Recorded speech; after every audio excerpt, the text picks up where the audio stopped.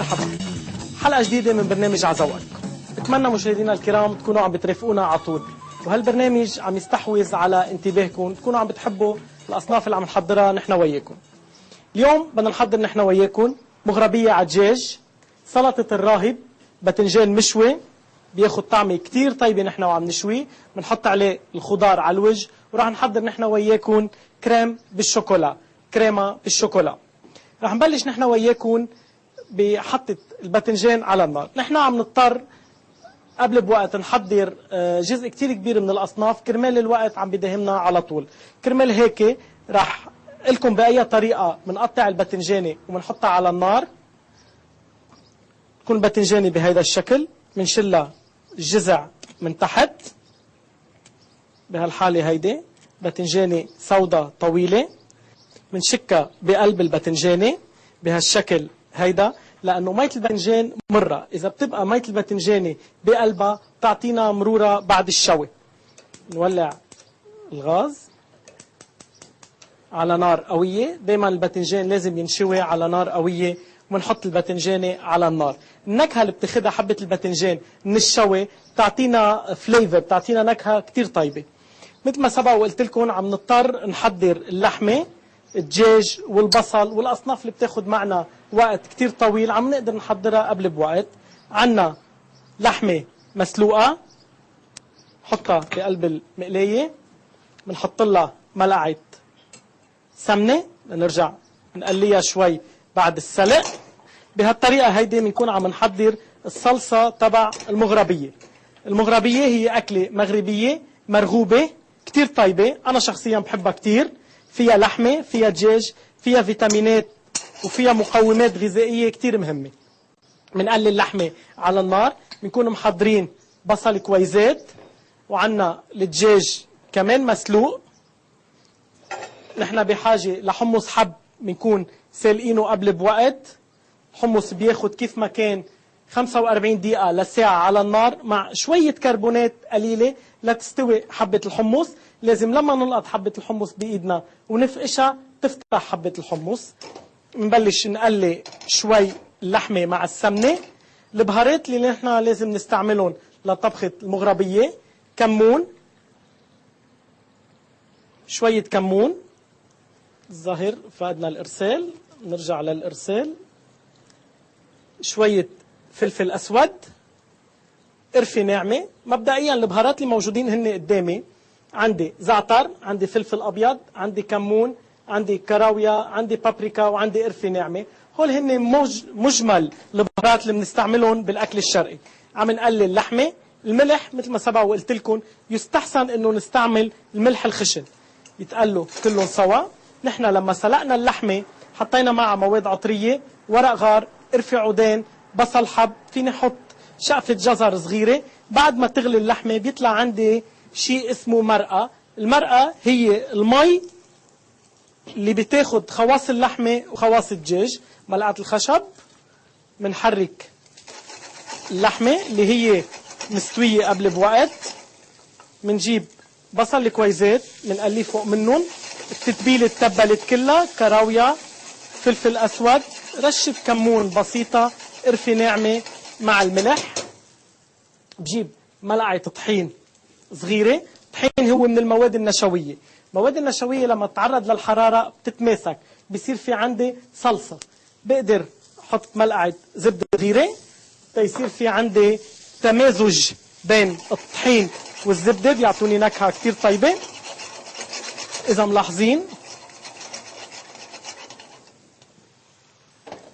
الباذنجانة نبرمها على تاني ميل، بنقلي بهالشكل هيدا. ملاحظين بلش يتحمص شوي صغيرة. المغربية لازم يطلع لون الصلصة تبعها أشقر، مغربية شقرة. بنرجع بنجيب طنجرة تانية نحطها على النار، بنولع النار، تنفلفل حب المغربية. حب المغربية بينجاب بطريقتين. أول طريقة ممكن تكون ناشفة يابسة بقلب السوبر ماركت، والطريقة الثانية ممكن تكون مهبلة. نحن جبنا حبة المغربية المهبلة اللي بتكون مسلوقة نص سلقة ومحفوظة. هيدا حب المغربية موجود. هيدي هون على النار. دايما بستعمل نار متوسطة. تحمص عندي الطحين، صار بيعطيني لون أشقر. عندي المرقة بدنا ننتبه نحن وعم ندلقها، تعطينا أصوات ورائحة ذكية جدا، رائحة حلوة كتير. أنا هون بكون عم حضر صلصة المغربية اللي فيها لحمة شقف كنا نحن سلقينا قبل بوقت لنكسب وقت، وعندي بصل كويزات، حطيت كمون وكراوية، قرفة ناعمة وملح خشن. هيدي الصلصة بتبلش تتماسك، السمنة عم تحمي عنا، الباذنجان عم ينشوي. اوكي، هي عم تحمى السمنة، نجيب الملعقة اللي حطينا فيها سمنة من الأساس، نقلب حب المغربية اللي نحن جايبينه مهبل. مبدئيا كل كيلو مغربية بده حوالي 100 جرام من الحمص الحب المسلوق. طبخ بالطبيعة شغلة حلوة، دايما النسيم العليل الحلو بيمرق بيرطب معنا الطبخة وبيخلينا نعطيها نكهة طيبة. بدي حمص حب، منحرك وبنقسم كمية الحمص الموجودة عنا، نصها فوق حب المغربية والنص الثاني فوق الصلصة. بالنسبة للمكونات مشاهدينا الكرام رح يمرقوا أمامكم هن وكل الأصناف. حب المغربية برجع بحط له كمون ناعم، شوية كراوية، قرفة ناعمة، وفلفل حلو. طبعا بحط شوية ملح ناعم لأعطي نكهة طيبة لطبختي. بحرك مزبوط. لازم يكون عندي ايدين وعم فكر بأربع طرق، طريقة 2 3 4. بدنا دايما ننتبه إذا حاطين الباذنجان على النار، إذا عندك إمكانية تقلبي بإيدك ست البيت شغلة كتير مهمة، إذا لا بنستعمل الملقط كرمال ما نحرق حالنا.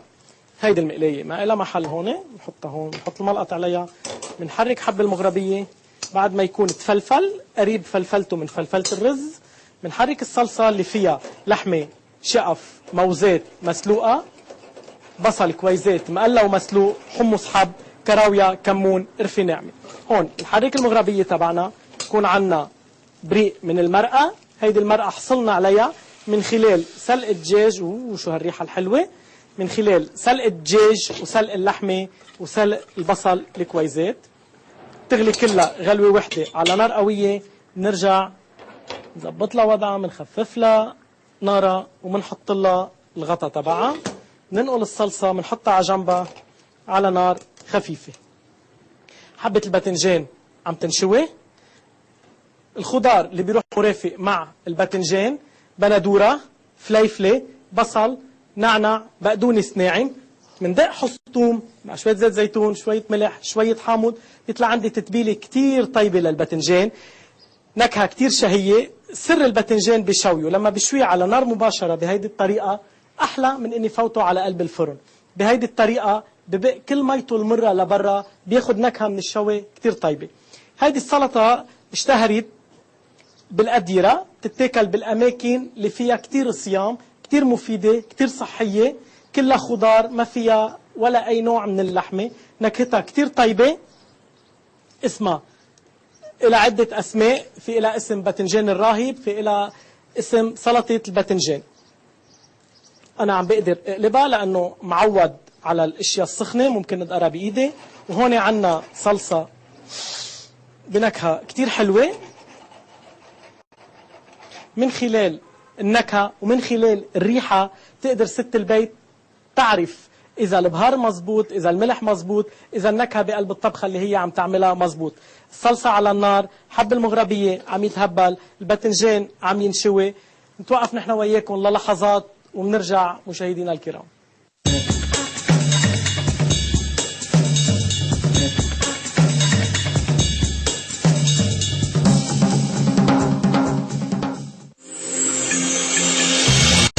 تتابعون الآن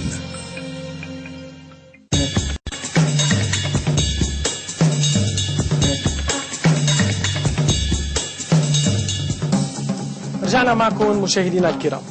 شوينا الباذنجان، قشرناه بالمي الباردة، كبينا القشرة وجبنا الباذنجانة بهالشكل. في عدة طرق لنقدم فيها سلطة الباذنجان أو باذنجان الراهب. أنا رح أعتمد معكم طريقة اليوم جديدة وحلوة وأوريجينال. نترك حبة الباذنجان مع عنقة لنقدر نحركها، نفتح لها بطنها شوي صغيرة بهالشكل هيدا، بنجيب لها رشة ملح ناعمة صغيرة، بنجيب حص ثوم صغير بنحطه ببطنها وبنمرغها. بدنا نرجع نحضر جارنيتور أي خضار مرافقة مع الباذنجان. هون في عنا عدة طرق وعدة أصناف فينا نحطها بهيدي السلطة. أنا إذا ما بحب البندورة فيني ما أحط معها بندورة، بحب الخيار فيني أحط معها خيار. نحن اليوم رح نحط بندورة، فليفلة خضراء، بصل، ثوم، عصير حامض وزيت زيتون. بس القرار بيرجع لإلكم. إذا في أشخاص ما بتحب مثلا الفليفلة، لأنه الفليفلة نوع من الخضار العسر الهضم، يعني بعد ما ناخد فليفلة بنحس هيك معدتنا تقيلة شوي صغيرة. ممكن ما نحط فليفلة، نحط خيار مربعات صغيرة. ممكن حدا ما بحب البصل، ما بحب الثوم، بحط بندورة، بحط خيار، ممكن يفرم معها شوية ملفوف أبيض ناعم. فرمنا البندورة الصغيرة، كنا فرمنا فينا نقطعها بهالشكل هيدا. دايما بدنا ننتبه لصابيعنا وناخذ لهم هالفورم هيدي، ولا مرة نجرح ايدينا، ونشتغل دايما بالسكين على مهلنا. نفرم البندورة بنحطها بالجاط بهالشكل هيدا. نحن كنا فارمين فليفلة قبل بوقت، بنحط الفليفلة مربعات صغيرة، بنحط شوية بصل ناعم، بنحط شوية ثوم، مع انه الثوم بيطلع ريحة تم ولكن له فوائد غذائية جدا جدا جدا مفيدة.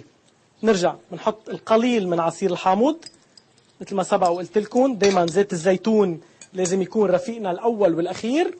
شوية زيت زيتون.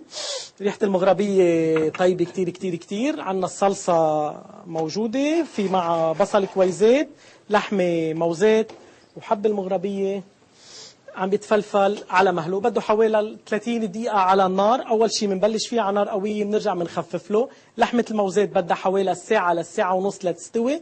بصل الكويزات بده 30 دقيقة، والدجاج بده أقل شيء 45 دقيقة سلق.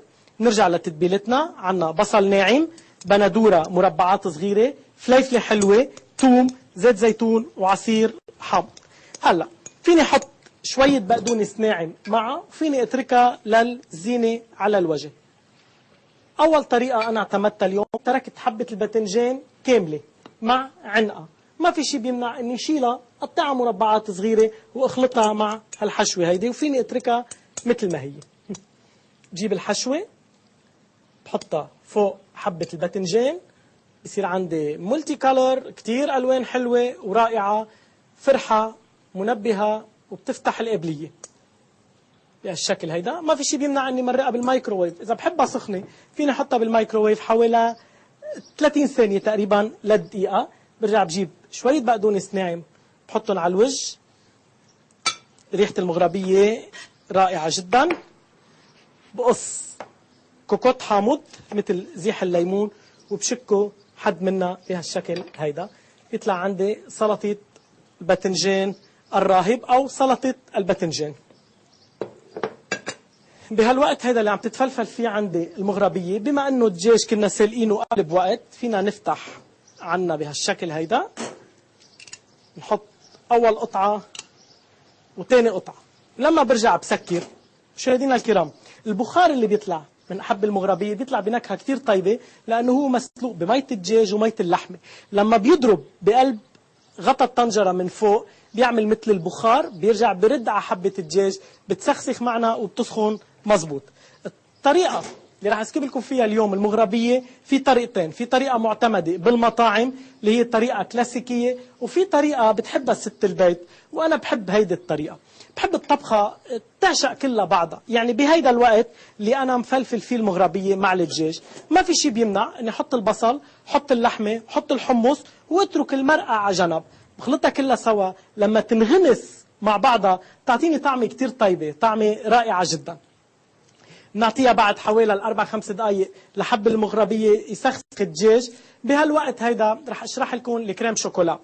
بتمنى هالجمع اللي عم نعمله بين سلطة الباذنجان والمغربية والكريم شوكولا يكون كله متجانس مع بعضه. بس ما في شيء بيمنع تقلبوا بالحلقات. يعني إذا شي حلقة كنا عاملين فيها شي صنف حلو أنتم بتحبوه سهل عليكم، فيكم تحطوه مع الطبخات اللي نحن محضرينها اليوم. بالنسبة للكريم شوكولا، أنا بحاجة لحليب، بحاجة لنشا لعقد الحليب، بحاجة لسكر لحل الحليب، بحاجة لشوكولا. ممكن نقي حيلا صنف شوكولا أنا بحبه وبحطه بقلبه. وإذا ما بدي نقي صنف من السوق فيني راقب الشاشة واقدر شوف شو هن الأصناف والكميات اللي مارقين معي. فيني حط بلوك شوكولا حلو مش مر ولا أبيض، بلوك شوكولا على الحليب بنقول له بيجي لونه أشقر، وبحضر بيبيتو شوكولا كرمال زين الوجه. بهالوقت هيدا بحط الحليب على النار كرمال دايما نكسب وقت. رح جرب أنا وياكم مشاهدينا الكرام قد ما بقدر يكون تنفيذ الطبخة قريب لإلكم. نحن عم نضطر لضيق الوقت نسلق اللحمة قبل الوقت، نسلق الدجاج قبل الوقت، نشوي الباذنجان، نحضر العجين قبل بوقت، بس لنقدر بهالفترة القليلة اللي نحن موجودين فيها معكم نفرجيكم للتطبيق أكثر فترة ممكنة. حضر الكاسرولا، بجيب الحليب، بحطه على النار قبل ما نروح نحن وياكم لبريك. الحليب ممكن يكون حليب بقر طازة، نولع النار ونحط الحليب على النار، بنشم ريحة المغربية. مثل ما سبق وقلت لكم من ريحة المغربية، من ريحة النكهة اللي عم تطلع بقدر حدد كمية البهار وكمية الملح. أنا واثق إنه كلكم ستات شاطرين، وأنا واثق إنه كلكم بتعرفوا تطبخوا. من هالريحة الحلوة من هالنكهة نقدر نحدد طعمة طبختنا.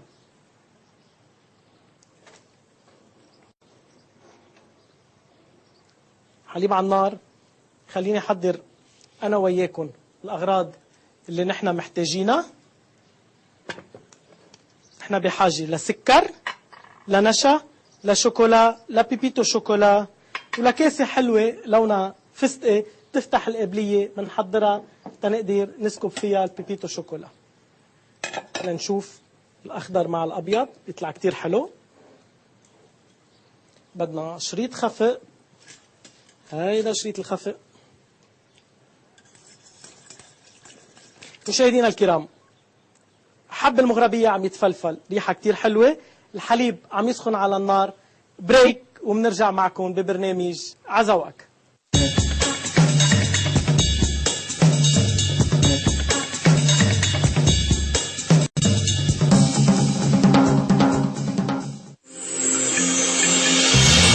تتابعون الآن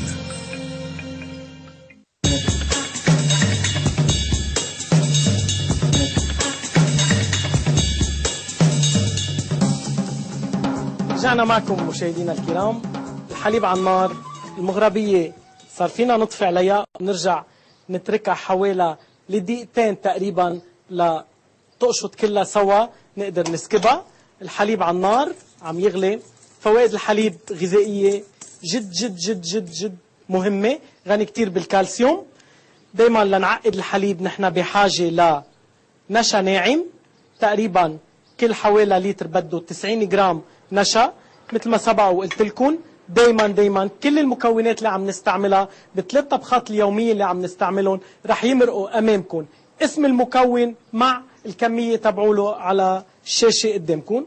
نرجع بنحط السكر فوق النشا. ايام بتشوفوني بحط السكر فوق الحليب، وايام بحط السكر فوق النشا. بما انه عنا صنف اضافي اليوم على الكريم شوكولا، يعني حليب مع نشا وسكر، وعندي شوكولا، إذا بحط السكر فوق الحليب تطلع معي الطبخة كتير حلوة لدرجة إني ما بقدر أكلها. لما أحط السكر مع النشا شيء إني حركه مع الحليب فقط بيعطيني طعمة حلاوة. دايما بدي أنطر الحليب ليغلي، وكل مرة إذا بتلاحظوا بخلي عندي شوية حليب بارد لأقدر دوب فيه النشا مع السكر. ولا مرة بدوب النشا بمي سخنة أحلى ما يكبتل معي. حتى لما يكون الحليب تبعي سخن بده يكون عندي تحريك مستمر للطبخة، يعني بدها تتعب إيدنا دايما دايما دايما دايما بدنا نحرك بهالشكل هيدا كرمال ما تكبتل معنا الصلصة. في عبارة الدواء المعجزة، كلنا بنعرف إنه خلال شهر رمضان بنتناول كمية كتير كبيرة من التمر. التمر عبر التاريخ أثبت أنه مادة غذائية غني جدا بالمعادن، غني جدا بالفيتامينات، حتى هو غذاء المحاربين، وله لقب كتير كتير كتير كتير جميل، هو الدواء المعجزة. كالسيوم بالحليب، فيتامينات ومعادن بالتمر، وجبة غذائية كاملة مع مغربية الشيف سليمان. نرجع منقوي على الحليب شوي صغيرة،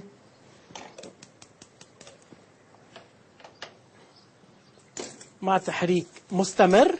لازم نعرف انه لما بدي احط الشوكولا فوق الحليب لازم يكون طافي عليه. تقريبا الحليب هلا بدرجة حرارة 90 درجة.